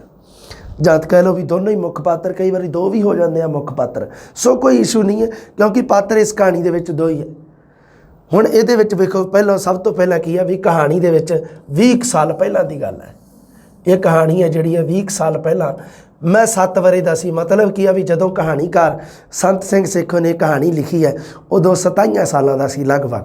ਸੰਤ ਸਿੰਘ ਸੇਖੋਂ 7 ਵਰੇ ਦਾ ਸੀਗਾ ਕਹਾਣੀਕਾਰ। ਮੈਂ ਪਾਤਰ ਆਪ ਕਿੰਨੇ ਵਰੇ ਦਾ ਸੀਗਾ ਜੀ? 7 ਵਰੇ ਦਾ। ਅਤੇ ਮੈਂ ਪਾਤਰ ਦੀ ਮੁੱਖ ਪਾਤਰ ਦੀ ਮੈਂ ਪਾਤਰ ਹੈ ਜਿਹੜਾ ਕਹਾਣੀ ਦੇ ਵਿੱਚ, ਜਾਂ ਇੰਝ ਕਹਿ ਲਓ ਪ੍ਰਸ਼ਨ ਐਵੇਂ ਬਣੇ ਕਿ ਪੇਮੀ ਦੇ ਨਿਆਣੇ ਕਹਾਣੀ ਵਿੱਚ ਲੇਖਕ ਦੀ ਵੱਡੀ ਭੈਣ ਕਿੰਨੇ ਸਾਲ ਦੀ ਸੀ? ਉਹ ਸੀਗੀ ਜੀ 11 ਵਰੇ ਦੀ, 11 ਸਾਲਾਂ ਦੀ। 2 ਆ ਗਏ। ਹੁਣ ਉਹ ਅੱਗੇ ਗੱਲ ਦੱਸਦਾ ਹੈ ਵੀ ਉਹ ਕਹਾਣੀ ਅਸਲ ਦੇ ਵਿੱਚ ਕੀ ਹੈ। ਦੇਖੋ ਪਹਿਲਾਂ ਤਾਂ ਕਹਾਣੀ ਕੀ ਹੈ, ਬਾਲ ਮਨਾਂ ਦੇ ਡਰ ਦੇ ਵਿੱਚੋਂ ਉਪਜੀ ਕਹਾਣੀ ਹੈ ਵੀ ਮਾਂ ਪਿਓ ਆ ਜਿਹੜੇ ਉਹ ਨਾ ਕਿਵੇਂ ਬੱਚਿਆਂ ਨੂੰ ਡਰਾ ਦਿੰਦੇ ਆ। ਕਈ ਵਾਰੀ ਆਪਾਂ ਵੀ ਘਰਾਂ ਦੇ ਵਿੱਚ ਕਹਿ ਦਿੰਦੇ ਹਾਂ ਹੈ ਨਾ ਵੀ ਆ ਜਾਊਗਾ ਤੈਨੂੰ ਕੋਈ ਚੱਕ ਕੇ ਲੈ ਜਾਊਗਾ, ਮਾਊ ਖਾ ਜਾਊਗਾ ਤੈਨੂੰ, ਉੱਥੇ ਫਲਾਣਾ ਭੂਤ ਚਿੰਬੜ ਜਾਊਗਾ। ਜਵਾਕਾਂ ਨੂੰ ਡਰਾਉਣ ਦੇ ਤਰੀਕੇ ਆ ਵੱਖੋ ਵੱਖਰੇ ਹੈ ਨਾ। ਸੋ ਇਹਦੇ ਵਿੱਚ ਵੀ ਕੀ ਹੈ, ਬਾਲ ਮਨੋਵਿਗਿਆਨ ਦੇ ਨਾਲ ਰਿਲੇਟਡ ਇੱਕ ਕਹਾਣੀ ਹੈ ਜਿਹਦੇ ਵਿੱਚ ਕੀ ਹੈ ਕਿ ਬਾਲ ਮਨਾਂ ਦੇ ਡਰ ਦੇ ਵਿੱਚੋਂ ਉਪਜੀ ਹੋਈ ਇੱਕ ਕਹਾਣੀ ਜਿਹਦੇ ਵਿੱਚ ਡਰ ਦਾ ਕਾਰਨ ਵੀ ਦੱਸਿਆ ਗਿਆ ਹੈ। ਡਰ ਦਾ ਕਾਰਨ ਦੱਸਿਆ ਨਹੀਂ ਗਾ, ਪਰ ਡਰ ਦਾ ਕਾਰਨ ਜਦੋਂ ਆਪਾਂ ਕਹਾਣੀ ਪੜ੍ਹਾਂਗੇ ਉਦੋਂ ਪਤਾ ਲੱਗਦਾ ਹੈ। ਡਰ ਦਾ ਕਾਰਨ ਸੀ ਇੱਕ ਤਾਂ ਹੈਗਾ ਵੀ ਆਪਣੇ ਕਈ ਵਾਰੀ ਕਹਿ ਦਿੰਦੇ ਵੀ ਰਾਸ਼ੇ ਪਹਿਲਾਂ ਆਉਂਦੇ ਸੀ ਨਾ ਜੰਮੂ ਕਸ਼ਮੀਰ ਵਾਲੀ ਸਾਈਡ ਤੋਂ, ਹੁਣ ਵੀ ਆਉਂਦੇ ਆ ਰਾਸ਼ੇ। ਪਹਿਲਾਂ ਜਿਹੜਾ ਇਹਨਾਂ ਦਾ ਆਉਣ ਦਾ ਪ੍ਰਚਲਨ ਜ਼ਿਆਦਾ ਸੀਗਾ। ਜਦੋਂ ਆਪਣੇ ਸਿਆਲਾਂ ਦੀ ਰੁੱਤ ਹੁੰਦੀ ਆ ਬਾਹਲੀ ਤਾਂ ਉਦੋਂ ਕੀ ਆ ਵੀ ਰਾਸ਼ੇ ਆਉਂਦੇ ਆ ਤਾਂ ਉਹ ਕੀ ਕਰਦੇ, ਉੱਧਰੋਂ ਕੰਬਲ ਲੋਈਆਂ ਖੇਸ ਵਗੈਰਾ ਲੈ ਕੇ ਆਉਂਦੇ ਆ। ਤਾਂ ਉਹ ਨਿੱਕੇ ਹੁੰਦਿਆਂ ਨੂੰ ਆਪਾਂ ਨੂੰ ਵੀ ਹੋ ਸਕਦਾ ਤੁਹਾਡੇ 'ਚੋਂ ਵੀ ਕਿਸੇ ਨੂੰ ਤੁਹਾਡੇ ਮਾਂ ਪਿਓ ਨੇ ਕਹਿਤਾ ਹੋਵੇ ਰਾਸ਼ਾ ਚੱਕ ਕੇ ਲੈ ਜਾਊਗਾ, ਆ ਗਿਆ ਰਾਸ਼ਾ, ਉਹ ਆ ਗਿਆ ਭਾਈ, ਹੈ ਨਾ।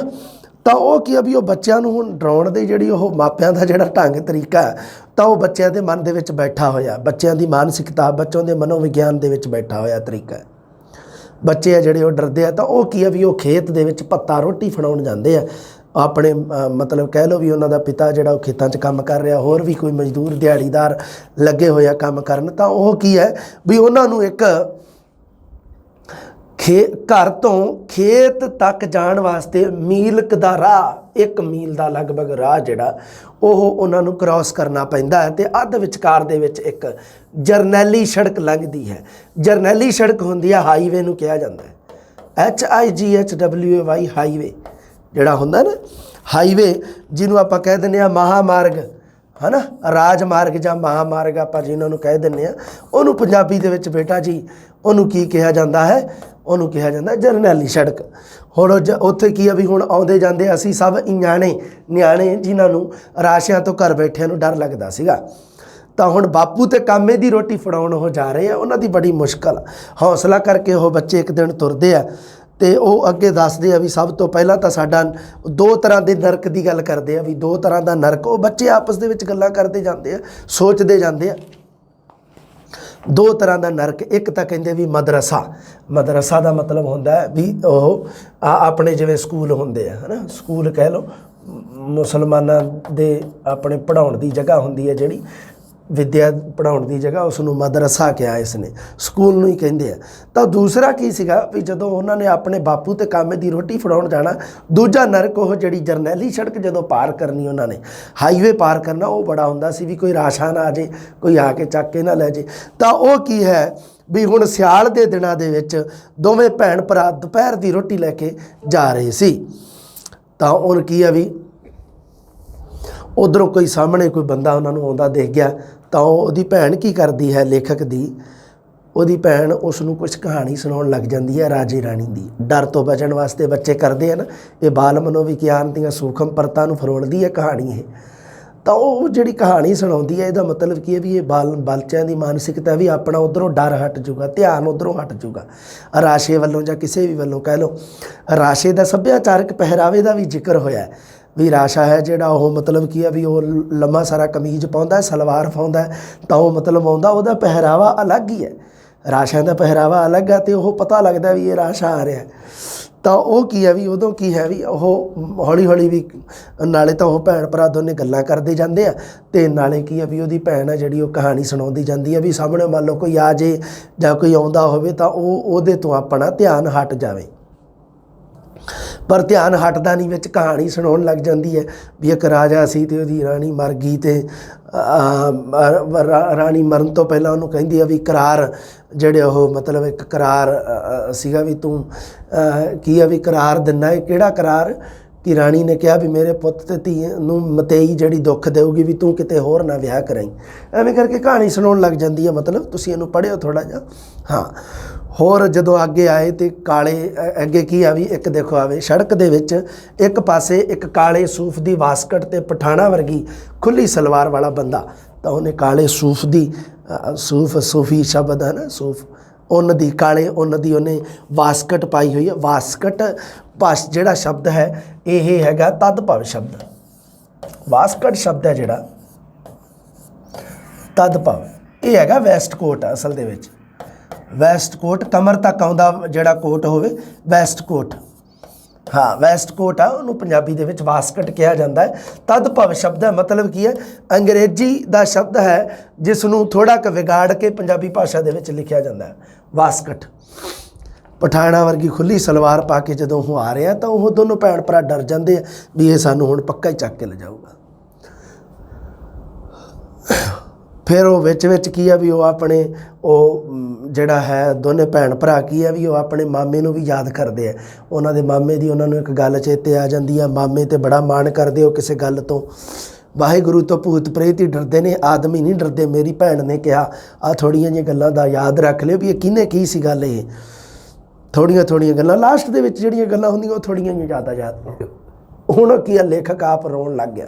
ਉਹਨੂੰ ਪਤਾ ਲੱਗ ਗਿਆ ਵੀ ਰਾਸ਼ਾ ਨੇੜੇ ਆਉਂਦਾ ਜਾਂਦਾ ਅਤੇ ਇਹ ਤਾਂ ਲਿਜਾਊਗਾ ਚੱਕ ਕੇ। ਅੰਤ ਦੇ ਵਿੱਚ ਕੀ ਹੈ ਵੀ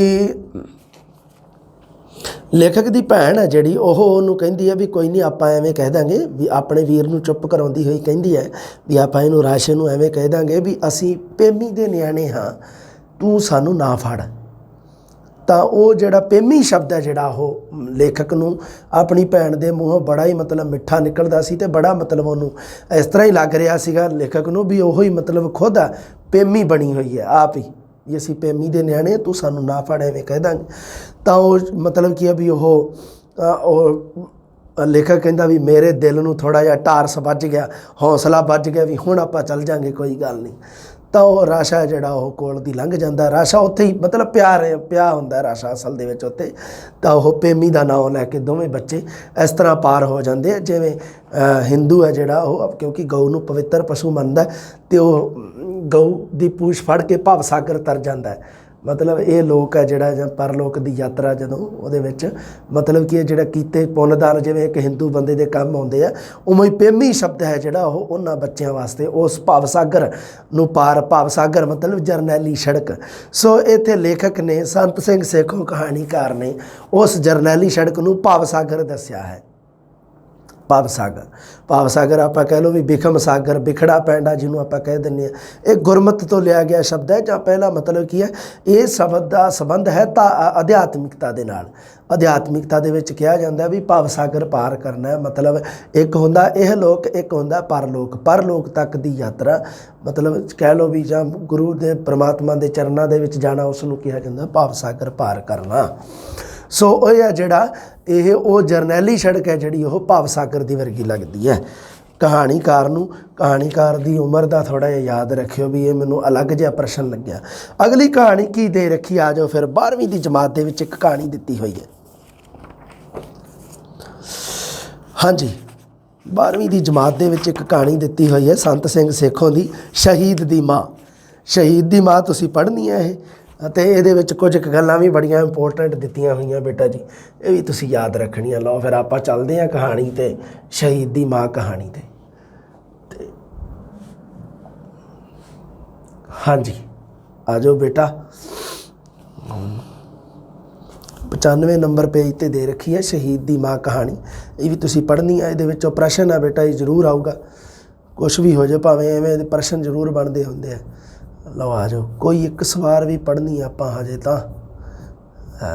ਸ਼ਹੀਦ ਦੀ ਮਾਂ ਆ ਰਹੀ ਕਹਾਣੀ ਸ਼ੁਰੂ ਦੇ ਵਿੱਚ ਦੇ ਰੱਖਿਆ ਸੰਤ ਸਿੰਘ ਸੇਖੋਂ ਬਾਰੇ, ਉਹ ਹੀ ਦਿੱਤਾ ਹੋਇਆ ਸਾਰਾ ਜੋ ਆਪਣੇ ਦਿੱਤਾ ਸੀ 10ਵੀਂ ਵਾਲੀ ਬੁੱਕ ਦੇ ਵਿੱਚ। ਸ਼ਹੀਦ ਦੀ ਮਾਂ ਕਹਾਣੀ ਦੇ ਵਿੱਚ ਦੇਖੋ ਪ੍ਰਸ਼ਨ ਕਿੱਥੋਂ ਕਿੱਥੋਂ ਬਣ ਰਹੇ ਆ। ਸਭ ਤੋਂ ਪਹਿਲਾਂ ਕਹਾਣੀ ਹੈ ਜਿਹੜੀ ਇਹ ਕਹਾਣੀ ਦੇਖੋ ਜੀ। ਹਾਂ, ਇਹਦਾ ਮਤਲਬ ਕੀ ਹੈ ਵੀ ਇੱਕ ਮੁੰਡਾ ਸ਼ਹੀਦ ਹੈ ਅਤੇ ਉਹਦੀ ਮਾਂ, ਇਹ ਕਰੈਕਟਰ ਤਾਂ ਜ਼ਰੂਰ ਹੀ ਆਉਣਗੇ। ਕਹਾਣੀ ਦੇ ਸਿਰਲੇਖ ਤੋਂ, ਕਹਾਣੀ ਦੇ ਨਾਮ ਤੋਂ ਪਤਾ ਲੱਗ ਰਿਹਾ। ਕਹਾਣੀ ਹੈ ਜਿਹੜੀ ਉਹ ਮਨੁੱਖੀ ਹੋਣੀ ਦੇ ਆਰਥਿਕ ਮਸਲਿਆਂ ਦੇ ਨਾਲ ਸੰਬੰਧਿਤ ਹੈ।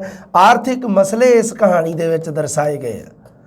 ਆਰਥਿਕ ਮਸਲਿਆਂ ਦੇ ਕਾਰਨ ਹੀ ਸਾਡੇ ਨੌਜਵਾਨਾਂ ਨੂੰ ਕਹਿ ਲਓ, ਮਾਵਾਂ ਜਿਹੜੀਆਂ ਸਾਡੀਆਂ ਉਹ ਆਪਣੇ ਬੱਚਿਆਂ ਨੂੰ ਬਾਰਡਰ 'ਤੇ ਭੇਜ ਦਿੰਦੀਆਂ ਫੌਜੀ ਬਣਾ ਕੇ। ਆਰਥਿਕ ਮਸਲਾ ਅਗਰ ਨਹੀਂ ਹੁੰਦਾ ਤਾਂ ਸ਼ਾਇਦ ਫੌਜੀ ਨਾ ਬਣੇ ਕੋਈ। ਉਦੋਂ ਦੀ ਸਮਿਆਂ ਦੀ ਗੱਲ ਹੈ, ਸੰਤ ਸਿੰਘ ਸੇਖੋਂ ਦੇ ਸਮੇਂ ਦੀ ਗੱਲ ਹੈ। ਪੂੰਜੀਵਾਦੀ ਕੀਮਤਾਂ ਜਿਹੜੀਆਂ ਉਹ ਅੰਗਰੇਜ਼ਾਂ ਦਾ ਕਰਕੇ ਜਿਹੜੀ ਪੂੰਜੀਵਾਦੀ ਕੀਮਤ ਜਿਹੜੀ ਉਹ ਪੂੰਜੀਵਾਦੀ ਵਿਚਾਰਧਾਰਾ ਜਿਹੜੀ ਪਨਪੀ, ਉਹਦਾ ਕਰਕੇ ਕੀ ਹੋਇਆ, ਜਿਹੜੇ ਸੀਗੇ ਪੂੰਜੀਵਾਦੀ ਕੀਮਤਾਂ ਦਾ ਜਿਹੜਾ ਪਸਾਰ ਸੀਗਾ ਉਹ ਜਾਇਦਾਦ ਤੱਕ ਸੀਮਿਤ ਹੀ ਨਹੀਂ ਰਿਹਾ, ਸਗੋਂ ਇਸ ਦੇ ਅੰਤਰਰਾਸ਼ਟਰੀ ਸਰੋਕਾਰ ਵੀ ਹੌਲੀ ਹੌਲੀ ਮਤਲਬ ਕੀ ਹੈ, ਇਸ ਨੇ ਅੰਤਰਰਾਸ਼ਟਰੀ ਚੀਜ਼ਾਂ ਨੂੰ ਵੀ ਆਪਣੇ ਕਲਾਵੇ ਦੇ ਵਿੱਚ ਲਿਆ। ਪੂੰਜੀਵਾਦੀ ਵਿਚਾਰਧਾਰਾ ਜਿਹੜੀ ਇਹ ਸਿਰਫ ਜਾਇਦਾਦ, ਜ਼ਮੀਨ ਜਾਇਦਾਦ ਤੱਕ ਹੀ ਸੀਮਿਤ ਨਹੀਂ ਰਹੀ, ਸਗੋਂ ਇਸ ਨੇ ਅੰਤਰਰਾਸ਼ਟਰੀ ਲੈਵਲ 'ਤੇ ਵੀ ਆਪਣੇ ਪੈਰ ਪਸਾਰੇ। ਕਹਾਣੀ ਹੈ ਜਿਹੜੀ ਇਹ ਮਨੁੱਖੀ ਦੁੱਖਾਂ ਦੇ ਵਿਲੱਖਣ ਪਸਾਰ ਦੀ ਤਲਾਸ਼ ਕਰਦੀ ਹੋਈ ਪਾਠਕ ਨੂੰ ਝੰਜੋੜਦੀ ਹੈ, ਸੋਚਣ ਵਾਸਤੇ ਵੀ ਮਜਬੂਰ ਕਰਦੀ ਹੈ। ਤੁਸੀਂ ਪੜ੍ਹੋਗੇ ਤਾਂ ਜ਼ਰੂਰ ਤੁਹਾਨੂੰ ਪਤਾ ਲੱਗੂਗਾ। ਕਹਾਣੀ ਦੇ ਪਾਤਰਾਂ ਦੇ ਨਾਮ ਸੁਣ ਲਓ ਅਤੇ ਪਾਤਰ ਹੈ ਜਿਹੜੇ ਉਹ ਕਿਹੜੇ ਕਿਹੜੇ ਆ। ਲਓ ਜੀ, ਕਹਾਣੀ ਦਾ ਨਾਮ ਹੈ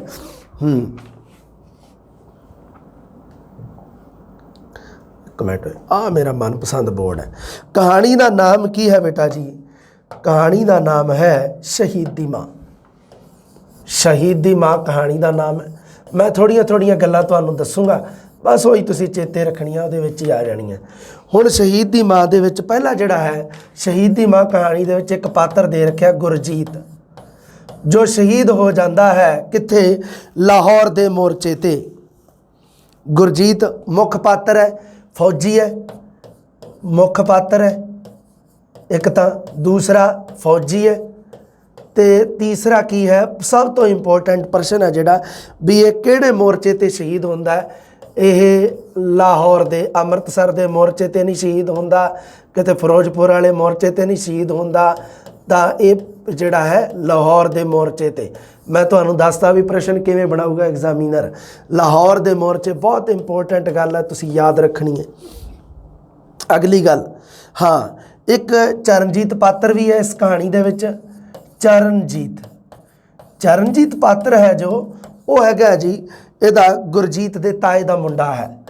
ਗੁਰਜੀਤ ਦੇ ਤਾਏ ਦਾ ਮੁੰਡਾ ਹੈ ਅਤੇ ਦਿੱਲੀ ਦੇ ਵੱਲ ਇਹ ਕਿਤੇ ਮੁਲਾਜ਼ਮ ਲੱਗਿਆ ਹੋਇਆ, ਦਿੱਲੀ ਦੇ ਵਿੱਚ ਕੋਈ ਨੌਕਰੀ ਕਰਦਾ ਇਹ ਕੋਈ ਗੱਲ ਨਹੀਂ। ਗੁਰਜੀਤ ਨੂੰ ਫੌਜ ਦੇ ਵਿੱਚ ਭਰਤੀ ਕਰਾਉਂਦਾ ਇਹ ਚਰਨਜੀਤ ਹੈ ਜਿਹੜਾ ਗੁਰਜੀਤ ਦੇ ਤਾਏ ਦਾ ਮੁੰਡਾ, ਇਸ ਨੂੰ ਫੌਜ ਦੇ ਵਿੱਚ ਭਰਤੀ ਕਰਾਉਣ ਵਾਸਤੇ ਉਸ ਦੀ ਸਹਾਇਤਾ ਕਰਦਾ ਹੈ।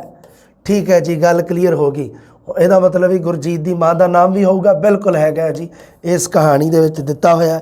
ਜਸਵੰਤ ਕੌਰ, ਸ਼ਹੀਦ ਦੀ ਮਾਂ ਦਾ ਨਾਮ ਕੀ ਹੈ? ਜਸਵੰਤ ਕੌਰ ਹੈ।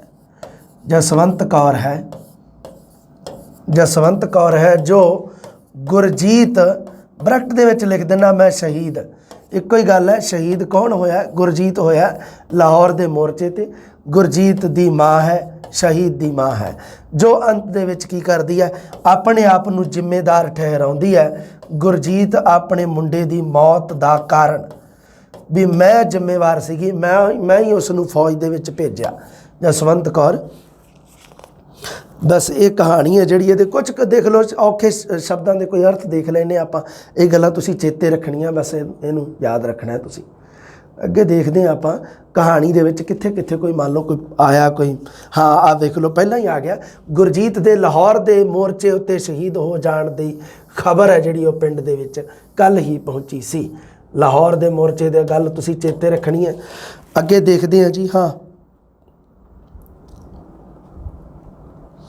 ਸ਼ਬਦ ਲਿਖਿਆ ਹੋਇਆ ਹੈ ਤੌਫੀਕ, ਲਿਖਿਆ ਹੋਇਆ ਇੱਕ ਸ਼ਬਦ ਆਇਆ ਹੋਇਆ ਤੌਫੀਕ। ਹਾਂ,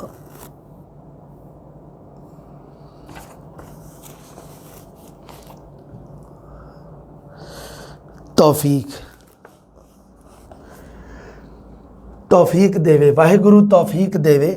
ਵਾਹਿਗੁਰੂ ਤੌਫੀਕ ਦਾ ਮਤਲਬ ਹੁੰਦਾ ਹੈ ਹੌਸਲਾ, ਹਿੰਮਤ, ਤਾਕਤ, ਕੁਝ ਵੀ ਕਹਿ ਲਓ, ਹੌਸਲਾ, ਹਿੰਮਤ, ਤਾਕਤ, ਜਿਹੜਾ ਸ਼ਬਦ ਤੁਹਾਨੂੰ ਪਸੰਦ ਆਵੇ। ਕਿਉਂਕਿ ਹੌਸਲਾ, ਹਿੰਮਤ, ਤਾਕਤ ਇਹ ਸ਼ਬਦ ਤਾਂ ਤੁਸੀਂ ਸੁਣੇ ਹੋਏ ਆ, ਤੌਫੀਕ ਸ਼ਬਦ ਨਹੀਂ ਸੁਣਿਆ ਹੋਇਆ। ਤੌਫੀਕ ਦਾ ਇਹ ਅਰਥ ਬਣਦਾ।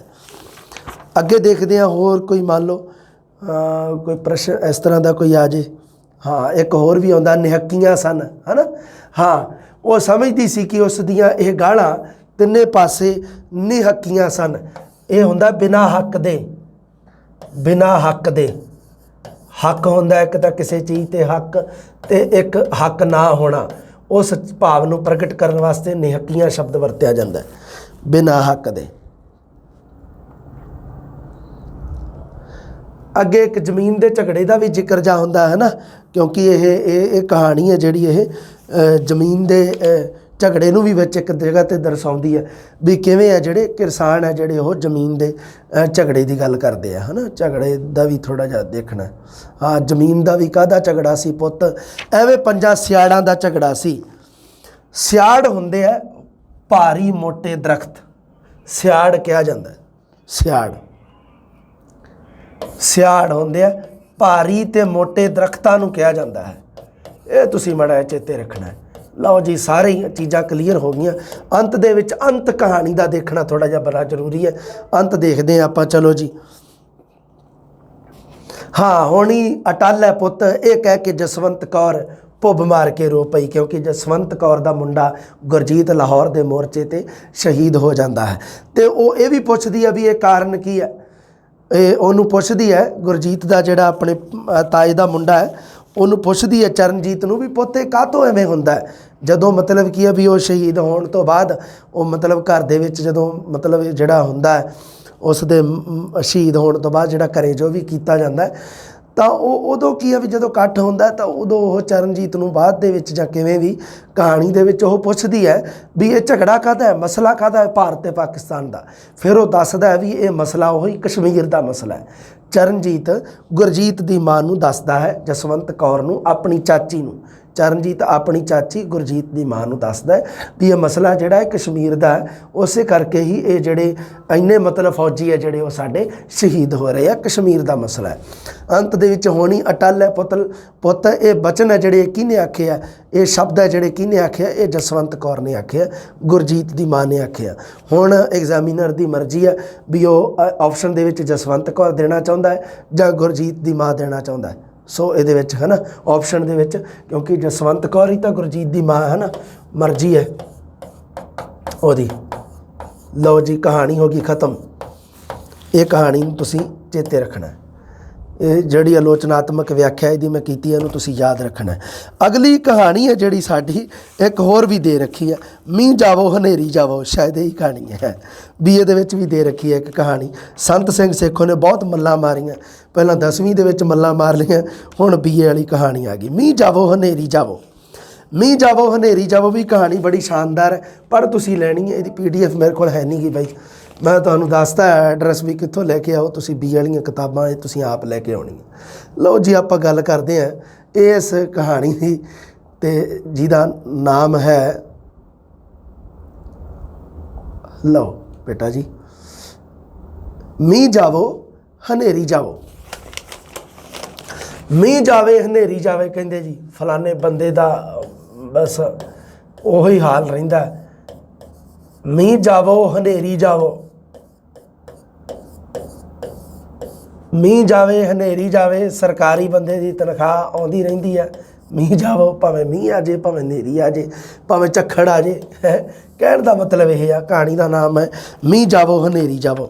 ਕਹਾਣੀ ਦੇ ਵਿੱਚ ਜਿਹੜੇ ਪਾਤਰ ਹੈ, ਇੱਕ ਹੈਗਾ ਬਸੰਤ ਕੌਰ। ਬਸੰਤ ਕੌਰ ਦੇ ਆਲੇ ਦੁਆਲੇ ਇਹ ਕਹਾਣੀ ਜਿਹੜੀ ਘੁੰਮਦੀ ਹੈ ਸਾਰੀ।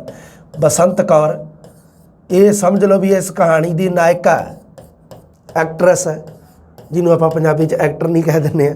ਬਸੰਤ ਕੌਰ ਨਾਇਕਾ ਹੈ, ਅਤੇ ਉਹਦਾ ਪਤੀ ਹੈ ਜਿਹੜਾ ਉਹ ਮੰਗਲ ਸਿੰਘ ਹੈ, ਪਤੀ ਮੰਗਲ ਸਿੰਘ ਹੈ। ਇਹ ਵੀ ਤੁਹਾਨੂੰ ਮੈਂ ਦੱਸੂਗਾ ਵੀ ਇਹ ਕਹਾਣੀ ਕਿਸ ਮਸਲੇ 'ਤੇ ਲਿਖੀ ਗਈ ਹੈ, ਫਿਰ ਤੁਹਾਨੂੰ ਵਧੀਆ ਯਾਦ ਰਹੂਗਾ। ਮੰਗਲ ਸਿੰਘ ਹੈ, ਕਹਾਣੀ ਤੁਸੀਂ ਪੜ੍ਹ ਹੀ ਲੈਣੀ ਹੈ, ਮੀਂਹ ਜਾਵੋ ਹਨੇਰੀ ਜਾਵੋ। ਅਤੇ ਬਸੰਤ ਕੌਰ ਦੀ ਸੱਸ ਮਤਲਬ ਮੰਗਲ ਸਿੰਘ ਦੀ ਮਾਂ ਦਾ ਵੀ ਨਾਮ ਆਇਆ, ਨਾਮ ਹੈਗਾ ਮਹਾਕੌਰ, ਮਹਾਕੌਰ ਸੱਸ। ਅਤੇ ਇੱਕ ਹੋਰ ਸ਼ਖਸ ਦਾ ਨਾਮ ਆਇਆ ਗੁਰਦੇਵ ਸਿੰਘ, ਜੋ ਜਗੀਰਦਾਰਾਂ ਦਾ ਮੁੰਡਾ ਹੈ। ਗੁਰਦੇਵ ਸਿੰਘ ਇਹ ਮੁੰਡਾ ਹੈ ਜੀ ਜਗੀਰਦਾਰਾਂ ਦਾ, ਵੱਡਿਆਂ ਘਰਾਂ ਦਾ ਕਾਕਾ ਹੈ, ਜਾਗੀਰਦਾਰਾਂ ਦਾ ਛੋਕਰਾ ਮੁੰਡਾ। ਹਾਂਜੀ, ਹੁਣ ਇਹ ਕਹਾਣੀ ਹੈ ਜਿਹੜੀ, ਇਹ ਕਹਾਣੀ ਲਿਖੀ ਕੀ ਗਈ ਹੈ ਇਹ ਵੀ ਥੋੜ੍ਹਾ ਜਿਹਾ ਤੁਹਾਨੂੰ ਦੱਸ ਦਿੰਦਾ। ਹਾਂਜੀ, ਬਿਲਕੁਲ। ਕਿਸਾਨਾਂ ਦੀਆਂ ਪਹਿਲੀ ਤਾਂ ਇਹ ਕਹਾਣੀ ਦੇ ਵਿੱਚ ਮਸਲਾ ਹੈਗਾ ਕਿਸਾਨਾਂ ਦੀਆਂ ਘਰੇਲੂ ਸਮੱਸਿਆਵਾਂ ਦਾ ਮਸਲਾ। ਦੇਖੋ ਜੀ, ਘਰੇਲੂ ਸਮੱਸਿਆਵਾਂ ਦੇ ਵਿੱਚ ਸਭ ਤੋਂ ਵੱਡੀ ਸਮੱਸਿਆ ਹੁੰਦੀ ਹੈ ਰੋਟੀ ਕੱਪੜਾ ਅਤੇ ਮਕਾਨ ਦੀ, ਜਿਹੜੀਆਂ ਮੂਲ ਜ਼ਰੂਰਤਾਂ ਹੁੰਦੀਆਂ। ਅਤੇ ਸ਼ਾਹੂਕਾਰਾਂ ਤੋਂ ਲਏ ਗਏ ਕਰਜ਼ੇ ਦੇ ਬਾਰੇ ਦੱਸਿਆ ਗਿਆ ਹੈ। ਲਓ ਜੀ, ਮੰਗਲ ਸਿੰਘ ਦੇ ਸਿਰ ਇੰਨਾ ਕਰਜ਼ਾ ਹੋ ਜਾਂਦਾ ਹੈ। ਮੰਗਲ ਸਿੰਘ ਦੀ ਜ਼ਮੀਨ ਦੱਸੀ ਹੋਈ ਹੈ ਇਹਦੇ ਵਿੱਚ 25 ਵਿਗੇ, 25 ਕਿੱਲੇ ਜ਼ਮੀਨ ਇਸ ਨੂੰ ਦੱਸੀ ਗਈ ਹੈ, ਪਰ ਇਹਦੇ ਵਿੱਚ ਫਿਰ ਵੀ 25 ਵਿਗੇ ਜ਼ਮੀਨ, ਇਸ ਦੇ ਬਾਵਜੂਦ ਵੀ ਉਹਦਾ ਗੁਜ਼ਾਰਾ ਨਹੀਂ ਹੋ ਰਿਹਾ। ਤਾਂ ਉਹ ਕੀ ਆ ਵੀ ਕਰਜ਼ਾ ਲੈ ਲੈਂਦਾ। ਕਰਜ਼ਾ ਜ਼ਿਆਦਾ ਹੋਣ ਦੇ ਕਾਰਨ, ਕਰਜ਼ਾ ਵੀ ਦੇ ਰੱਖਿਆ ਵੀ ਕਿੰਨਾ ਹੁੰਦਾ ਜਾਂ ਕੁਛ ਵੀ ਹੈ ਦੇ ਰੱਖਿਆ, ਤੁਸੀਂ ਪੜ੍ਹਨਾ ਹੈ ਜ਼ਰੂਰ ਇਸ ਕਹਾਣੀ ਨੂੰ। ਖੇਤਾਂ ਦੀ ਫਸਲ ਹੈ ਜਿਹੜੀ ਉਹ ਵਿਆਜ ਨੂੰ ਪੂਰਾ ਨਹੀਂ ਕਰ ਸਕਦੀ, ਤਾਂ ਕੀ ਹੁੰਦਾ ਹੈ, ਮੰਗਲ ਸਿੰਘ ਕਿਵੇਂ ਨਾ ਕਿਵੇਂ ਕਰਕੇ ਫੌਜ ਦੇ ਵਿੱਚ ਭਰਤੀ ਹੋ ਜਾਂਦਾ ਹੈ। ਅਤੇ ਉਸ ਤੋਂ ਬਾਅਦ ਘਰ ਦੇ ਵਿੱਚ ਰਹਿ ਜਾਂਦੀਆਂ ਬਸੰਤ ਕੌਰ ਮੰਗਲ ਸਿੰਘ ਦੀ ਘਰਵਾਲੀ ਅਤੇ ਮਹਾਕੌਰ ਉਹਦੀ ਸੱਸ। ਅਤੇ ਉਸ ਤੋਂ ਬਾਅਦ ਅੱਗੇ ਕੀ ਹੈ, ਮਜਬੂਰੀ ਦੇ ਵਿੱਚ ਫੌਜ ਦੇ ਵਿੱਚ ਨੌਕਰੀ ਕਰਨੀ ਪੈਂਦੀ ਹੈ ਵਿਚਾਰਿਆਂ ਨੂੰ, ਕਿਉਂਕਿ ਕਰਜ਼ਾ ਜਿਹੜਾ ਉਹ ਲੱਥ ਨਹੀਂ ਰਿਹਾ। ਬਸ ਉਹੀ ਸੰਤ ਸਿੰਘ ਸੇਖੋਂ ਵਾਲੀ ਕਹਾਣੀ ਵਾਲਾ ਹੀ ਵਿਸ਼ਾ ਲਗਭਗ, ਉਹਦੇ ਵਿੱਚ ਵੀ ਫੌਜ ਦੇ ਵਿੱਚ ਨੌਕਰੀ ਕਰਨੀ ਪੈਂਦੀ ਹੈ ਕਿਸੇ ਕਾਰਨ ਵਸ। ਤਾਂ ਇੱਥੇ ਵੀ ਕੀ ਹੈ, ਆਰਥਿਕ ਸਮੱਸਿਆ ਦੇ ਕਾਰਨ ਇੱਕ ਕਿਸਾਨ ਦੇ ਪੁੱਤ ਨੂੰ ਫੌਜ ਦੇ ਵਿੱਚ ਨੌਕਰੀ ਕਰਨੀ ਪੈ ਰਹੀ ਹੈ।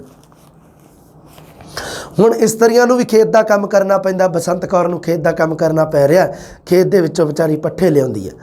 ਤਾਂ ਉਸ ਸਥਿਤੀ ਦੇ ਵਿੱਚ ਕੀ ਹੈ, ਉਹ ਕਿਸਾਨਾਂ ਦੀਆਂ ਔਰਤਾਂ ਦੇ ਉੱਪਰ ਸ਼ਾਹੂਕਾਰ ਧਨਾੜ ਲੋਕ ਹੈ ਜਿਹੜੇ ਉਹ ਬੁਰੀ ਨਜ਼ਰ ਰੱਖਦੇ ਹੈ। ਤਾਂ ਉਹਦੇ ਵਿੱਚੋਂ ਗੁਰਦੇਵ ਸਿੰਘ ਹੈ ਜਿਹੜਾ, ਉਹ ਜਦੋਂ ਵੀ ਬਸੰਤ ਕੌਰ ਪੱਠੇ ਲੈਣ ਜਾਂਦੀ ਹੈ ਤਾਂ ਉਦੋਂ ਕਿਵੇਂ ਨਾ ਕਿਵੇਂ ਮੌਕਾ ਵੇਖ ਕੇ ਉਹਨੂੰ ਬੁਲਾਉਂਦਾ ਵੀ ਹੈ, ਉਹਨੂੰ ਪੱਠਿਆਂ ਦੀ ਪੰਡ ਵੀ ਚੁਕਾਉਂਦਾ।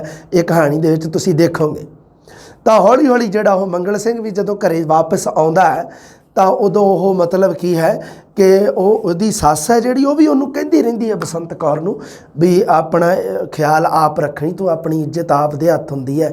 ਇਹ ਸਾਰੀਆਂ ਗੱਲਾਂ ਬਸੰਤ ਕੌਰ ਹੈ ਜਿਹੜੀ ਉਹ ਬਹੁਤ ਮਤਲਬ ਸਿਆਣੀ ਔਰਤ ਇਸ ਦੇ ਵਿੱਚ ਦੱਸੀ ਗਈ ਹੈ।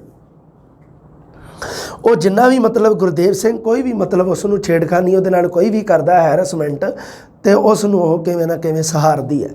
ਪਰ ਗੱਲਾਂ ਦੇ ਵਿੱਚ ਜਦੋਂ ਮੰਗਲ ਸਿੰਘ ਆਉਂਦਾ ਉਦੋਂ ਉਹਨੂੰ ਕਹਿੰਦੀ ਵੀ ਹੈ ਵੀ ਆਪਾਂ ਇਹ ਜਿਹੜਾ ਆਪਣਾ ਸਰੂਗਾ ਕਿਵੇਂ, ਜਾਂ ਵੀ ਜੇ ਮੰਨ ਲਓ ਵੀ ਕਰਜ਼ਾ ਕਿਉਂਕਿ ਥੋੜ੍ਹਾ ਰਹਿ ਜਾਂਦਾ, ਫਿਰ ਉਹ ਕਹਿ ਦਿੰਦਾ ਕਿ ਵੀ ਤੁਸੀਂ ਮਤਲਬ ਉਹ ਕਹਿੰਦੀ ਹੈ ਵੀ ਤੁਸੀਂ ਹੁਣ ਵਾਪਸ ਮਤਲਬ ਆ ਜਾਵੋ। ਤਾਂ ਉਹ ਮੰਗਲ ਸਿੰਘ ਪੁੱਛਦਾ ਹੈ ਜਾਂ ਤਾਂ ਕਹਿੰਦੀ ਤੁਸੀਂ ਨੌਕਰੀ ਛੱਡ ਕੇ ਆ ਜਾਓ ਜਾਂ ਮੈਨੂੰ ਲੈ ਜਾਓ ਆਪਣੇ ਨਾਲ। ਇਹ ਜਿਹੜੀ ਬਸੰਤ ਕੌਰ ਕਹਿੰਦੀ ਹੈ। ਤਾਂ ਮੰਗਲ ਸਿੰਘ ਉਹਨੂੰ ਲਾਸਟ ਦੇ ਵਿੱਚ ਕਹਿੰਦਾ ਵੀ ਮਾਂ ਦੀ ਸੰਭਾਲ ਕੌਣ ਕਰੂਗਾ। ਬਸੰਤ ਕੌਰ ਦੇ ਕੋਲ ਇਹਦਾ ਉੱਤਰ ਕੋਈ ਨਹੀਂ ਸੀ। ਤਾਂ ਉਹ ਕਹਿੰਦੀ ਵੀ ਮੇਰਾ ਇੱਥੇ ਜੀ ਨਹੀਂ ਲੱਗਦਾ। ਤਾਂ ਉਹ ਮੰਗਲ ਸਿੰਘ ਨੂੰ ਜੱਫੀ ਪਾ ਲੈਂਦੀ ਆ ਆਪਣੇ ਘਰ ਵਾਲੇ ਨੂੰ। ਜਿਵੇਂ ਮੀਂਹ ਝੱਖੜ ਦਾ ਮਾਰਿਆ ਪੰਛੀ ਆਲਣੇ ਦੇ ਵਿੱਚ ਵਾਪਸ ਆ ਡਿੱਗਦਾ ਹੈ। ਹੁਣ ਇੱਥੇ ਦੇਖੋ ਵੀ ਮੀਂਹ ਜਾਵੋ ਹਨੇਰੀ ਜਾਵੋ, ਜਗੀਰਦਾਰ ਹਰਦਿਆਲ ਸਿੰਘ ਦਾ ਪੁੱਤਰ ਗੁਰਦੇਵ ਸਿੰਘ ਦਾ ਮਨ ਚੰਗਾ ਨਹੀਂ ਸੀ। ਗੁਰਦੇਵ ਸਿੰਘ ਹਰਦਿਆਲ ਸਿੰਘ ਦਾ ਪੁੱਤਰ ਸੀ। ਨਾਮ ਆਇਆ, ਨਾਮ ਜਿਹੜੇ ਬਹੁਤ ਜ਼ਰੂਰੀ ਹੈ। ਪਿਛਲੇ 4 ਵਰ੍ਹਿਆਂ ਵਿੱਚ ਉਸ ਦੇ ਸਿਰ 1000 ਦੇ ਕਰੀਬ ਕਰਜ਼ਾ ਹੋ ਗਿਆ ਸੀ। 1000 25 ਵਿਗੇ ਜ਼ਮੀਨ ਸੀ ਇਹਦੀ। ਇੱਕ ਥਾਂ 'ਤੇ ਇਹ ਕਹਿੰਦਾ ਵੀ ਹੈ ਵੀ ਜਦੋਂ ਉਹ ਮੰਗਲ ਸਿੰਘ ਆਪਣੀ ਮਾਂ ਨੂੰ ਕਹਿ ਰਿਹਾ ਹੁੰਦਾ ਵੀ ਖੇਤੀ ਦਾ ਤਾਂ ਭਰੋਸਾ ਹੀ ਕੋਈ ਨਹੀਂ ਵੀ ਕਦੋਂ ਫਸਲ ਹੋਵੇ ਕਦੋਂ ਨਾ ਹੋਵੇ, ਹੈ ਨਾ, ਕਿਉਂਕਿ ਖੇਤੀਬਾੜੀ ਹੈ ਜਿਹੜੀ ਉਹ ਮੀਂਹ 'ਤੇ ਆਧਾਰਿਤ ਹੈ ਜ਼ਿਆਦਾਤਰ। ਤਾਂ ਉਹ ਕਹਿੰਦਾ ਹੈ ਮੀਂਹ ਜਾਵੋ ਹਨੇਰੀ ਜਾਵੋ, ਮਹੀਨੇ ਦੀ 5 ਤਰੀਕ ਨੂੰ 55 ਰੁਪਏ ਮਿਲ ਜਾਂਦੇ ਨੇ। ਵੀ ਭਾਵੇਂ ਵੀ ਫੌਜ ਦੇ ਵਿੱਚ ਕੀ ਹੈ, ਭਾਵੇਂ ਕਹਿੰਦਾ ਮੀਂਹ ਆ ਜਾਏ ਭਾਵੇਂ ਹਨੇਰੀ ਕੁਛ ਵੀ ਆ ਜਾਏ, ਮਤਲਬ ਕਿੰਨੀਆਂ ਵੀ ਕਠਿਨ ਪਰਿਸਥਿਤੀਆਂ ਆ ਜਾਣ, ਕਿੰਨੀਆਂ ਵੀ ਕਠਿਨ परिस्थितियाँ आ जान, मीह जावो हनेरी जावो का मतलब है कठिन परिस्थितियाँ आ जान। महीने की 5 तरीक नूं कहंदा मैनू 55 रुपए 55 रुपीज़ 55 रुपए तनख्वाह है जिहड़ी ओह मिलती है। महीने की 5 तरीक भी तुसी चेते रखनी है भी मंगल सिंह नूं तनख्वाह किहड़ी तरीक नूं मिलती है। तो वैसे तो सरकारी मुलाजमां नूं हुण 1 तरीक नूं मिलण लग गई, पर मंगल सिंह नूं हजे भी विचारे नूं 5 तरीक नूं मिलती है। हाँ 5 तरीक नूं तनख्वाह मिलती है, 55 रुपये तनख्वाह मिलती है। 5 55 ठीक है, याद रखने सौखे है। मीह जावो हनेरी जावो का किते अर्थ मैनूं पुछी जाओ भी सर ये की है, ਇਹਦਾ मतलब की है भी कठिन परिस्थितियाँ। ਉਹ ਕਹਿੰਦਾ ਵੀ ਕਿੰਨੀਆਂ ਵੀ ਕਠਿਨ परिस्थितियाँ आ जाए, ਝੱਖੜ ਝੁੱਲ ਜੇ ਭਾਵੇਂ, देखो मीह आ जाए हनेरी आ जाए, किसान की सारी फसल बर्बाद हो जाती है, पर मीह आ जाए हनेरी आ जाए एक फौजी की तनख्वाह कदे भी बर्बाद नहीं होंदी। कहण दा मतलब एक सरकारी मुलाजम की तनख्वाह कदे भी ਉਹ ਖਰਾਬ नहीं होंदी, कदे भी वो तनख्वाह जी आनी है। सरकार कदे भी कह नहीं सकती भी यार कि मीह ज़्यादा पै गया हनेरी ज़्यादा आ गई तुहानूं तनख्वाह नहीं देंदे। सरकार कोले एवें दा कोई बहाना नहीं गा, उन्होंने कोले एवें दा कोई बेचारे वो उस चीज़ नूं नहीं मतलब बहाना नहीं मार सकते। उन्होंने तनख्वाह महीने की महीने पाउणी पैनी है। मंगल सिंह नूं उन्होंने तनख्वाह देनी पैनी है 5 तरीक नूं, ते 55 रुपए तनख्वाह भी देनी पैनी है। 25 विगे जमीन का मालक है वो। लो जी ये कहानी इत्थे आपां खत्म करती है।